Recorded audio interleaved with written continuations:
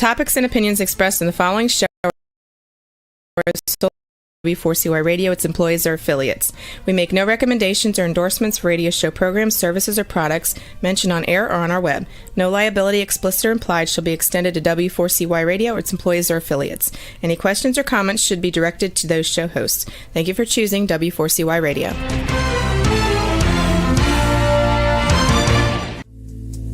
Welcome to Powerful Business Strategies, where you will find out that everything you have ever learned about growing your business is wrong. Finally, a show where you'll learn the right way to grow your business by learning business and financial strategies that your competition isn't doing.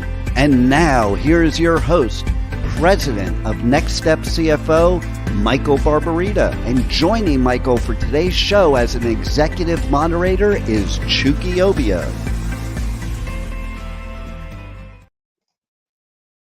Well, here's my best attempt at imitation.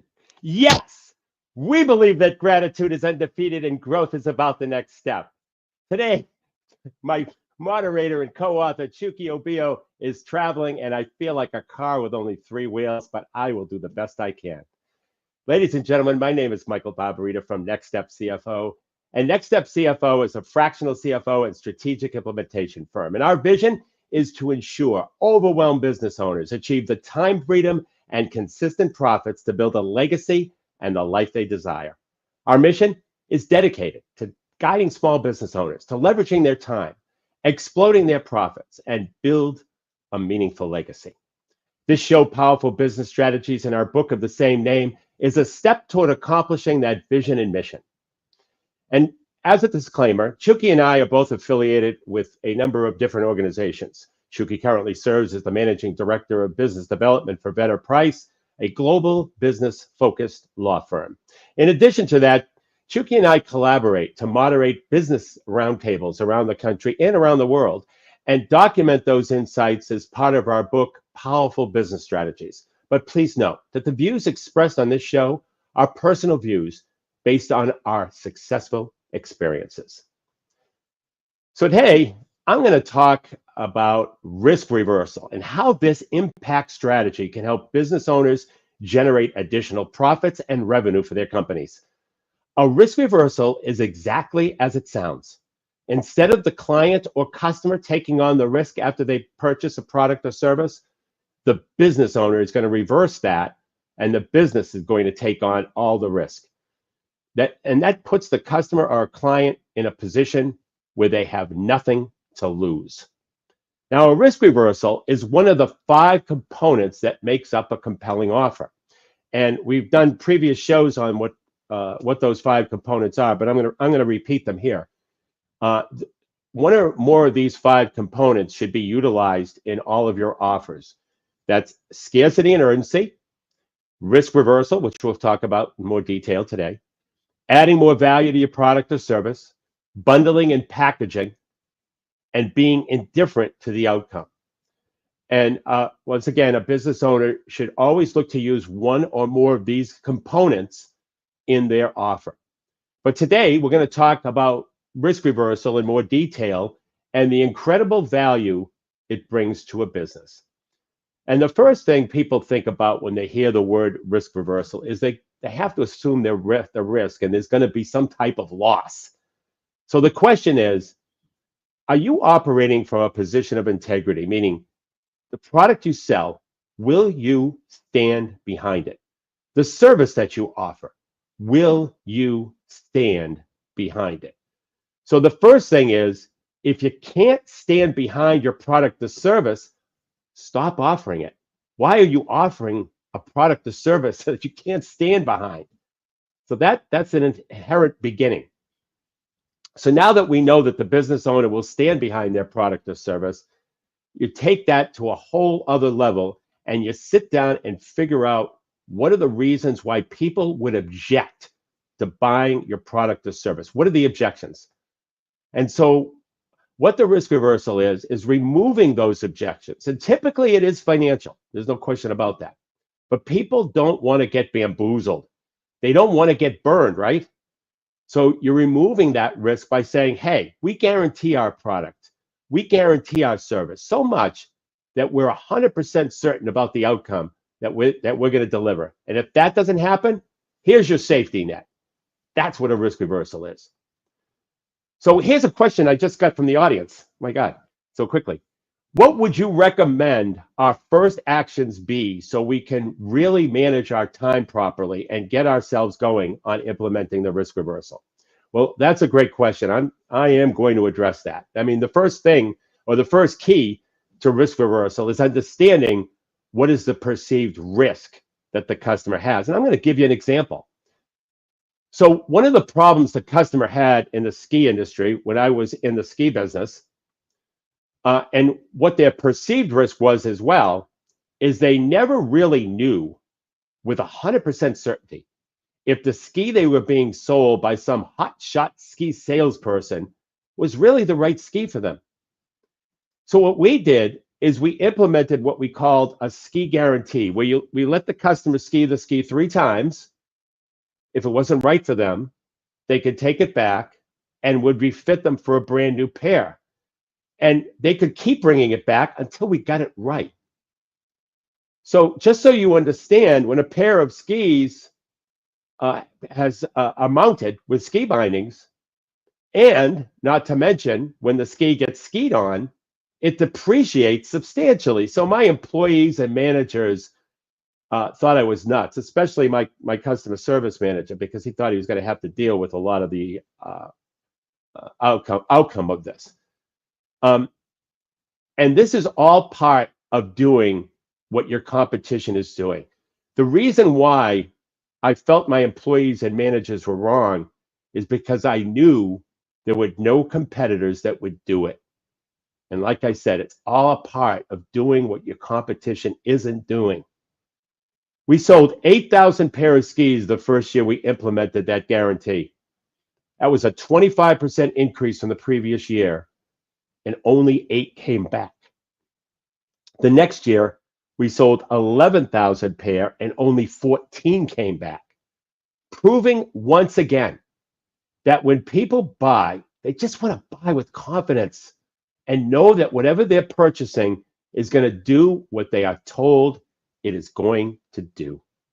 And by the way, by doing this risk reversal, I solved the problem that the customer had, which was guaranteeing the ski's performance and a good time on the slope. So it also served as a position of market dominance for my company. And that's all the customer wanted. They wanted to buy a product where they could ensure themselves that they would have a good time, high performance, and a good time on the slopes. That's it. So the first action you need to take is understanding what the client's perceived risk is. Now, once again, the perception my customer had in the ski business is, how do I really know if this ski is going to perform the way I expect and the way that I am told it will perform? Now, my managers, as I said, especially my customer service guy, was on my knees begging me not to do this risk reversal because he just imagined his entire day dealing with angry people bringing back their skis and getting a new pair free. And this is the perception that business owners have about risk reversal, and really, it's completely false. And here's the thing. We studied this in thousands of different industries and thousands of different transactions. And only a small percentage of people will take you up on your bold offer. So what I do with clients who have these guarantees is I usually factor in any type of cost of the risk reversal into the product cost in the form of what we call a reserve that's on the balance sheet as a liability. And when and if there are any actual expenses incurred due to the warranty, those costs go against the reserve. So we're able to take a monthly amount every month and accrue it on your P&L, with the offset being a liability called warranty. So you can actually factor the risk reversal into your costs. And the reason why we say that is a risk reversal is a no-cost strategy. The reason why we do say that a risk reversal is a no-cost strategy is because your conversion rates end up being so much higher, and you actually won, and you won big time. And it's more than, and covers much more than any of the costs associated with the program. And And it's dynamic that a lot of business owners, unfortunately, don't take into account. By the way, did anybody do the math on how many people took me up on my risk reversal? It was 8 out of 8,000 and 14 out of 11,000. That's 0.1% in the first year and 0.12% the second year. And our sales were up 25% the first year and 38% the second year. And notice the risk reversal strategy, once it gets embedded into the fabric of the customer, built momentum and generated even more sales as time went on and as it was promoted more. The thing is this, there's a lot of business owners who really don't understand the strategy. They think if they offer a guarantee of their product or service, they're going to lose money and that people are going to try to steal from them. And so they push back on the risk reversal strategy versus not realizing that they could actually calculate exactly what that risk would look like. And if they need help with that, that's one thing that I do for my clients. But first of all, what I'll do is I'll talk about some of the objections that business owners have to creating a risk reversal strategy, and then I'll talk about why they should do it anyway. Number one, business owners think it's going to increase their cost by offering a guarantee or a warranty on their product or service. I mean, they feel it can increase the cost of doing business because the business has to cover the cost for honoring that guarantee or warranty. And so they're thinking it's going to increase costs, that's reducing profits, so they get concerned about that. I'm going to sell it. I'm going to sell enough to. Am I going to be able to sell enough to cover these costs that are honoring? Is the question that the business owner has, and then the other thing they have to worry about, or that they actually worry about, not that they really have to worry about it, is there going to be some type of administrative burden? And if you recall, it was the administrative burden that was the concern of my customer service guy at the ski shop. You know, if they don't honor this guarantee.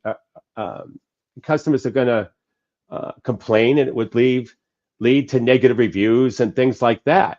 Well, first of all, you're coming from a position of integrity, so you're going to honor the guarantee. So it should not lead to negative reviews. As a matter of fact, in the case of the ski shop, it led to positive reviews because people thought it was just a tremendous warranty that no one else was offering.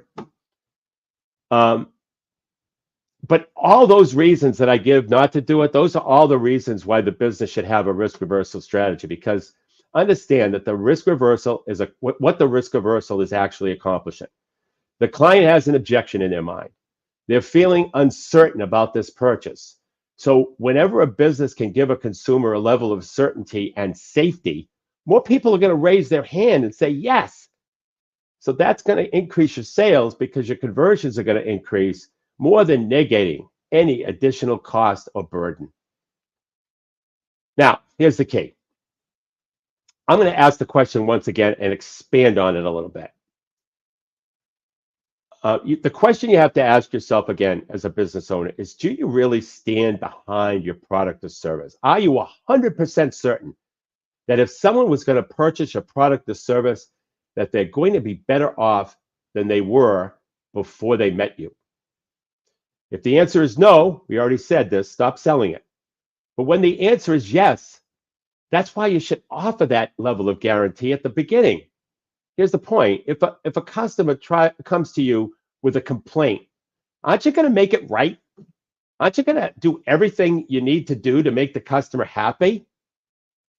So what I'm saying is, why not offer that up front and take the customer risk away, increasing sales and conversions, making your offer more compelling?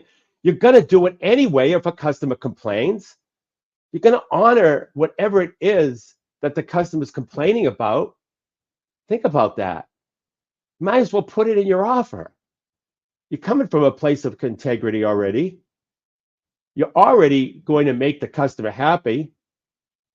Why not put it in your offer and make the offer more compelling to generate more business? And by the way, here's the beauty of it all. As I have said in the past, the beautiful thing about most business strategies, no matter what it is, and risk reversal is no exception, is you can test them. You can test a risk reversal with just a few customers. You're not married to it. That's what I did before I implemented the ski guarantee. I tested it and it passed. What I did is I actually tested it at the end of the ski season of the previous year, where I implemented it without advertising it. And I found that no one was bringing it back. No one was bringing back the equipment. Because first of all, we had good salespeople that sold them the right equipment the first time. And, the customer enjoyed the experience. That's all it takes. That's all they wanted. Ultimately, what the risk reversal does is it increases sales, it increases conversions, and it increases profit. It actually reduces complaints. It gives more flexibility because you're going to bring on more clients, generate more revenue. And it actually is not an administrative burden whatsoever because it's very simple. Whatever your guarantee is, here's another thing. Whatever your guarantee is, it could be in a fixed time frame if that's what you want. And it can have rules that are laid out clearly that the customer must follow. So if a business owner is confident about its product or service and is willing to back it no matter what, I always recommend a business owner do a risk reversal because ultimately, at the end of the day, it's a no-cost strategy and it eliminates the risk from your customers. So here's another example. So let's take a realtor or a real estate agent. What would be a good example for a real estate agent to implement a risk reversal strategy inside their business? What do you think those concerns are? So one of the big concerns that a person has when buying a house is they don't have the money to make the repairs that'll increase the value of the house and make the house look more presentable. So a risk reversal, and I've seen this done already. A risk reversal for a realtor could be, we'll front you the money for the repairs and you'll pay us back at the closing. And in that scenario, the homeowner borrows the money from the realtor, essentially, to make the renovations that'll increase the value of the house, make it look more presentable. And then the realtor makes the sale and fronts the money for a short period of time and gets a larger commission, by the way, because the house value increased. And by the way, this is also a position of market dominance for the realtor. Risk reversals, as I said earlier, can serve as excellent positions of market dominance. So two more things. Number one, it's really important to really note and understand as a business owner that a risk reversal strategy is a way to mitigate the customer's fear of buying. And it's a good way of building trust with the customer or the client or the prospect. So a good risk reversal strategy is going to attract customers who may have been hesitant to buy that product or service without that particular guarantee or warranty. And the second thing is it's pretty simple to set up the risk reversal strategy. And again, at the end of the day, it's a no-cost strategy. It'll require you to sit down and do some innovating. So on that basis, I want to give you 5 quick steps to creating a really good risk reversal strategy. So step 1 is you have to understand the risks that are associated with your product or service from the perspective of your buyer. So in other words, identify the buyer's perceived risk. So in that step, you want to identify the potential issues that the customer have with the product or service and how they can be addressed. If you recall, in the ski business, I said the problem the customer had is they really weren't sure 100% with 100% certainty that the ski they were being sold was the right ski for them. So once you've done that, step 2 is you create that guarantee or warranty. So just simply develop that guarantee or warranty that's tailored to those specific risks associated with the product that we figured out in step 1. And that warranty or guarantee should be clear and very easy for your customer to understand. Now in step 3, you want to communicate that guarantee or warranty clearly. And so make sure that it's prominently displayed on your website, on all your packaging, or anything that's going to be customer facing. Any channels that the customer sees Make sure you're communicating that warranty and guarantee. The fourth step is you want to make sure you follow through on your guarantee and warranty. So make sure you honor it and make sure that whoever handles your customer service, that they're responsive, they're helpful, and it's easy for that particular customer if someone happens to have issues with that product or service. And then finally, number 5, continuously improve your product or service. Use feedback from your customers to identify areas that you can improve. Make those adjustments to your product or service, and that's going to minimize the risk in the beginning and help allow you to make an even stronger risk reversal. So that is a risk reversal. That's why you should have it and how to implement it. So before I talk about another topic, we're going to take a 90-second break. Hey there, business owners. Let me ask you something. Are you tired of blending in with your competitors? Frustrated with slow growth and slim margins? Well, I've got news for you. Everything you've ever learned about growing your business is wrong. But don't worry. I'm here to let you in on a secret weapon, your position of market dominance.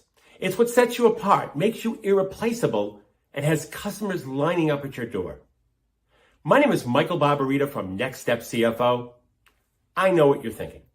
Sounds great, Michael, but how do I find my position of market dominance?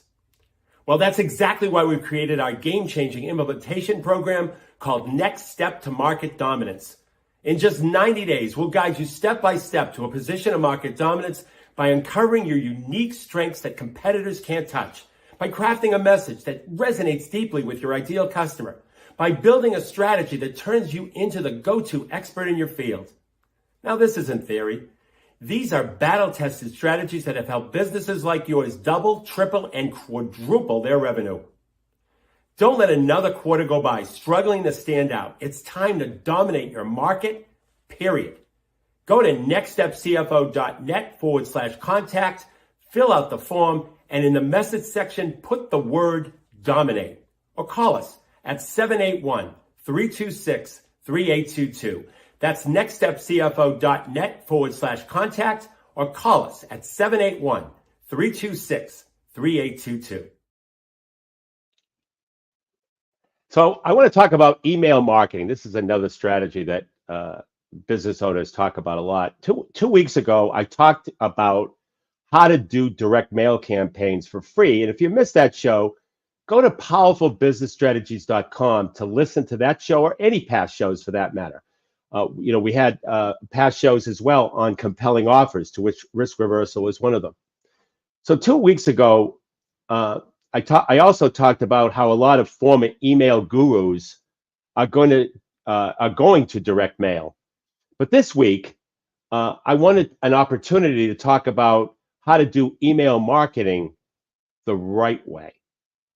Now, email is really a really popular thing among a lot of business owners, and business owners talk about it all the time. We hear about it all the time. But what does it actually mean, and what is the importance of it? So today, I want to spend a little time on really discussing and peeling back the layers of email marketing and what it actually accomplishes. So my understanding of email marketing is either segmenting your database and emailing your groups, or reaching out to just a pool of potential clients and constructing a message and reaching out to those potential clients, seeing if there's a fit and seeing if they respond. But that's just part of email marketing.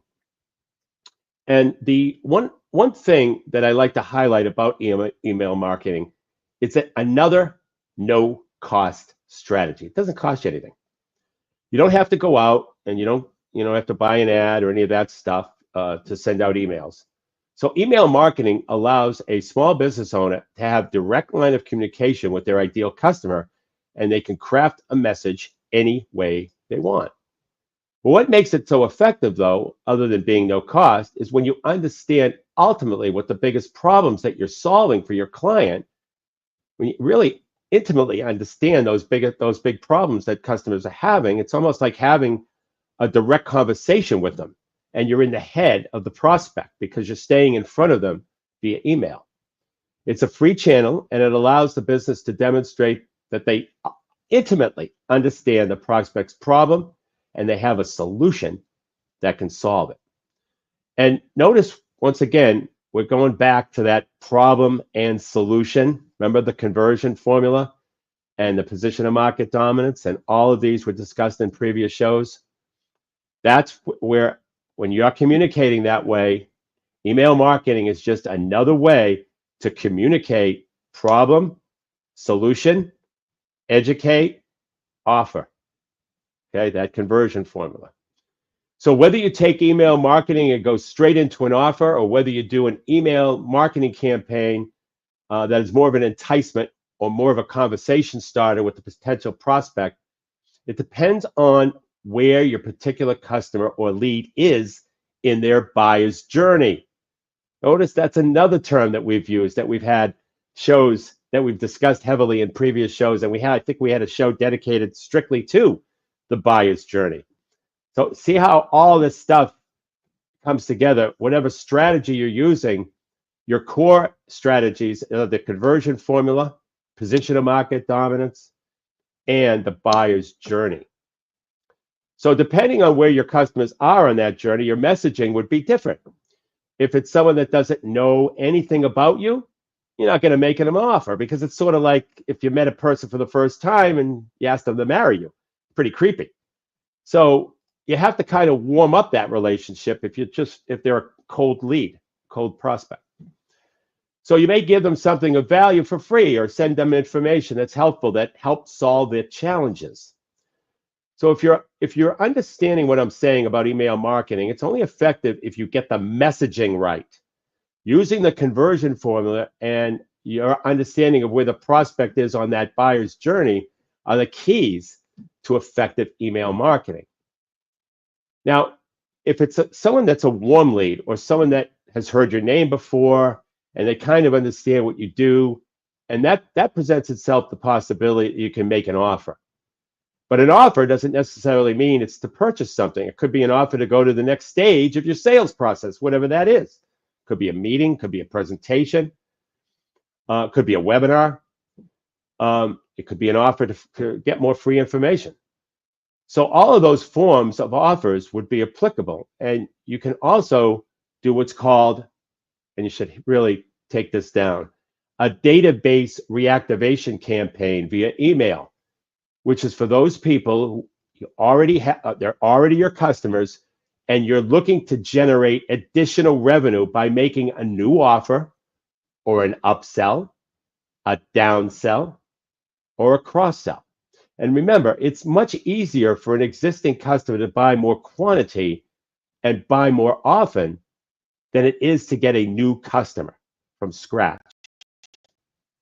So if you just used email marketing to reactivate former customers, that's an outstanding strategy. A lot of business owners miss out on this. They don't realize the gold mine they have with people that already know, like, and trust you.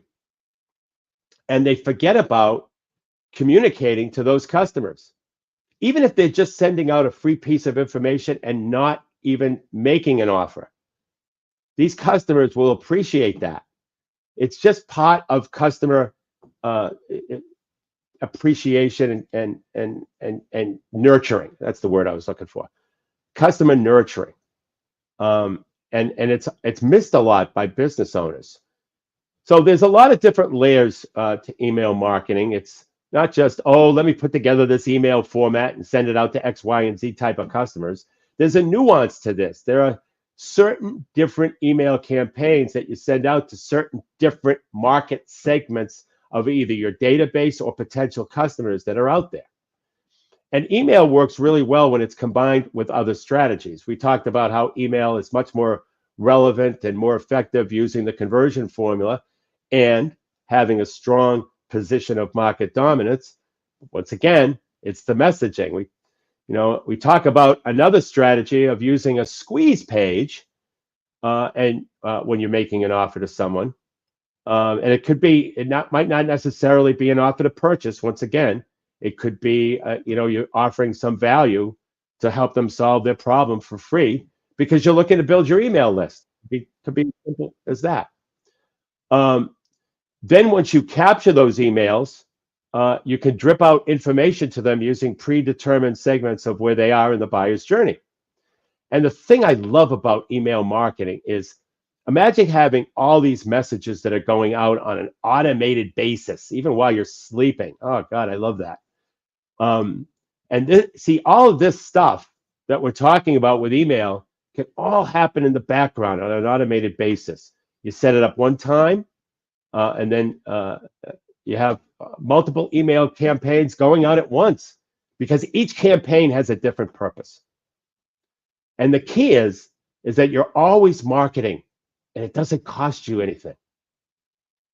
And to create those campaigns, it just takes, you just sit down and really think through what the steps are, and what are the problems that the buyer is going through, and how do they go about making that purchase decision, the problems they're facing, the problem that they're looking to overcome. What is it that they don't have? What's the problem they don't have and the solution they need? And think about the steps that they take on that buyer's journey. And all you do is match those steps with the right information. It just takes a little bit of time and innovation to create those different campaigns. And then when you have those things working together, it's like magic, because you're communicating and building relationships with people and creating sales at the same time. And here's the thing. There's a myth out there. They're saying that email marketing is dead. It's not. That's not true. It's the messaging that makes the difference. And don't forget, there are ways to use artificial intelligence. I use Claude, as a matter of fact. And it's a way I train Claude, I train the robot, if you will, all about my business. And then I ask it different questions about copy, marketing copy, about how should I go about solving a certain problem for a customer? What are the problems that my customer has based on my customer profile that I've given it and trained it? This is the opportunities with AI. If you train the robot about your business, and I gave it my customer avatar, it knows everything about me.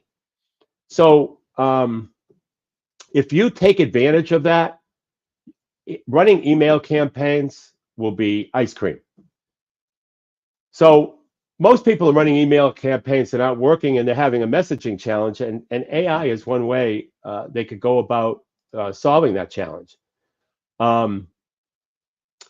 So the opportunity here is really understanding the problem that the potential customer has that they don't want, and what the solution is that they're looking for that they haven't been able to find. And by using that and understanding those two key elements, you can get into the head of your prospect and craft the right message that'll convert.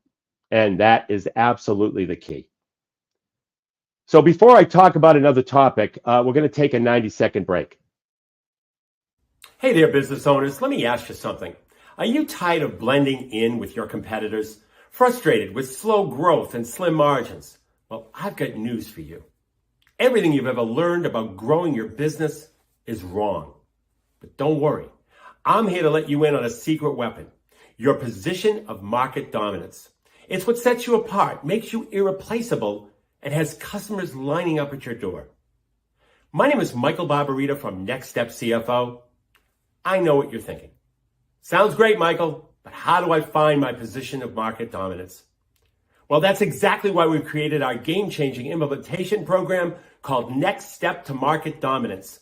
In just 90 days, we'll guide you step by step to a position of market dominance by uncovering your unique strengths that competitors can't touch, by crafting a message that resonates deeply with your ideal customer, by building a strategy that turns you into the go-to expert in your field. Now, this isn't theory. These are battle-tested strategies that have helped businesses like yours double, triple, and quadruple their revenue.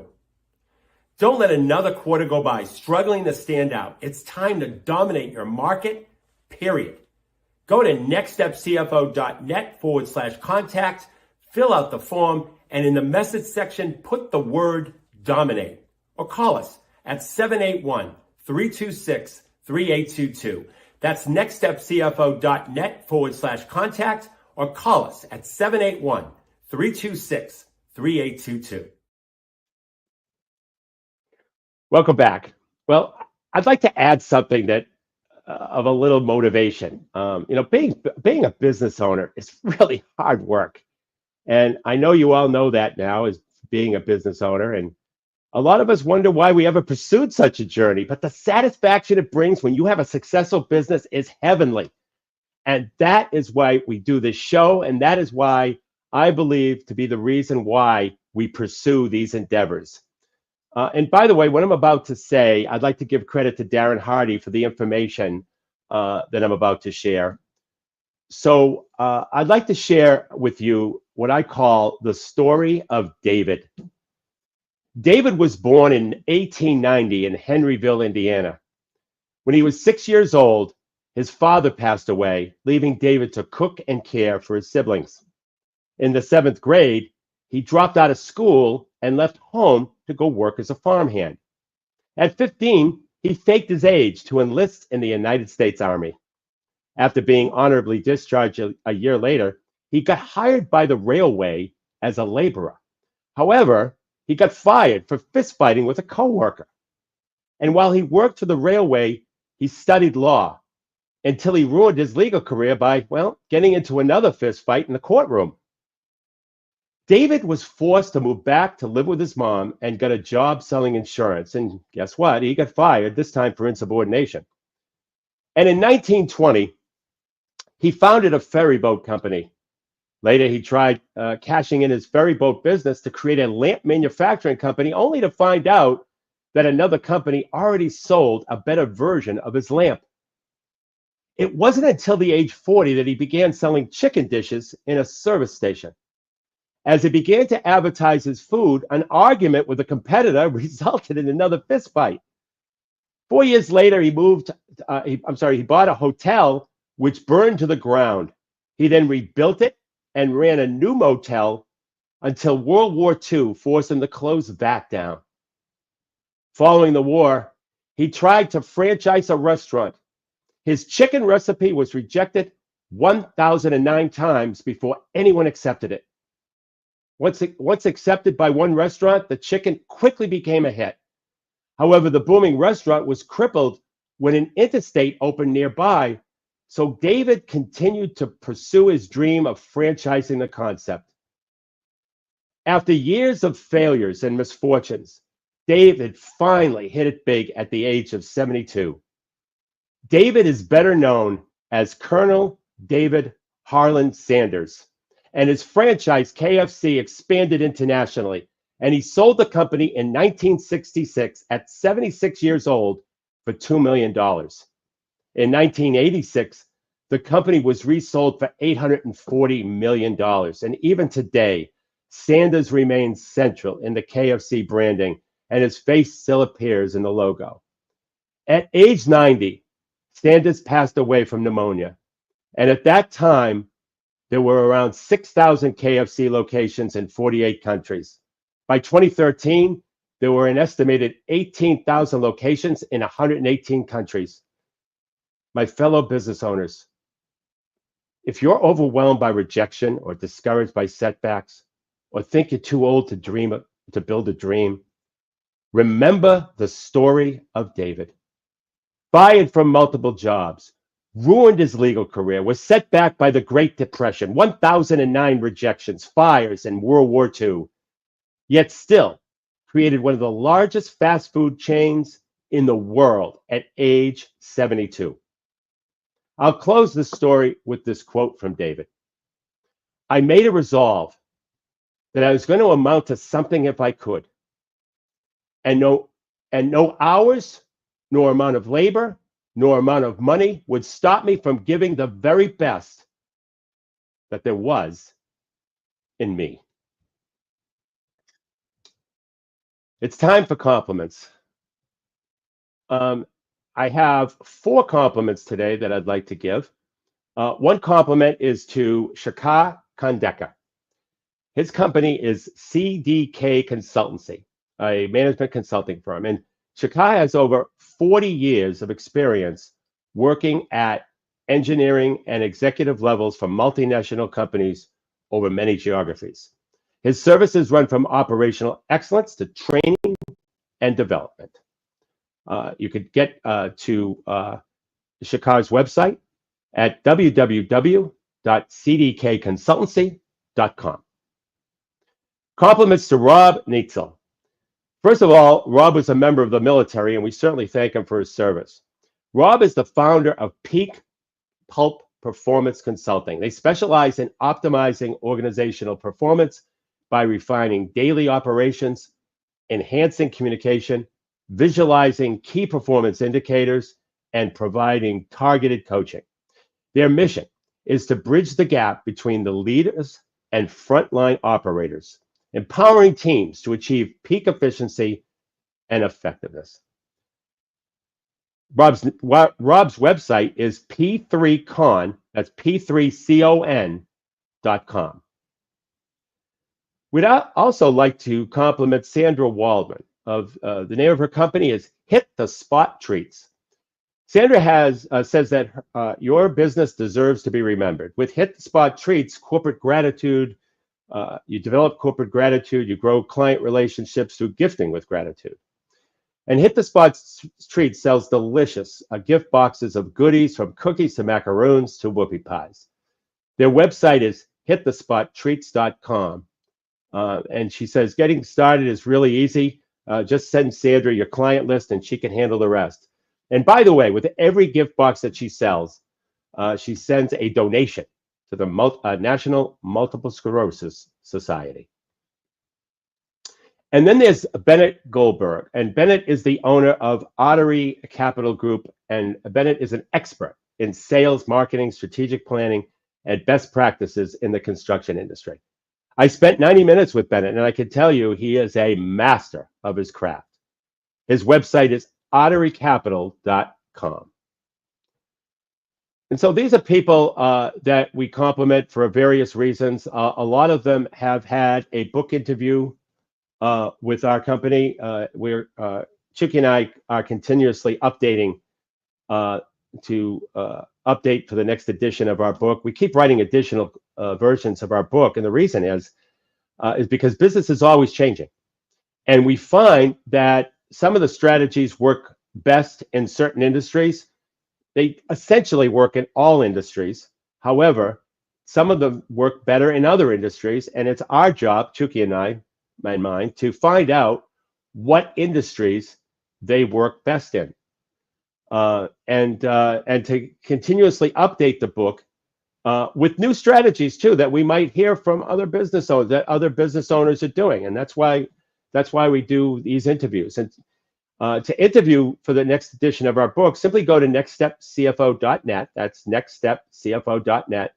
Hit the contact button, contact us, and in the form, fill out the form, and in the messaging section of the form, just put book interview, and we'll send you a calendar link, and we'll be able to interview you. And I promise you this: if you do get interviewed, you will learn business and financial strategies that your competition isn't doing.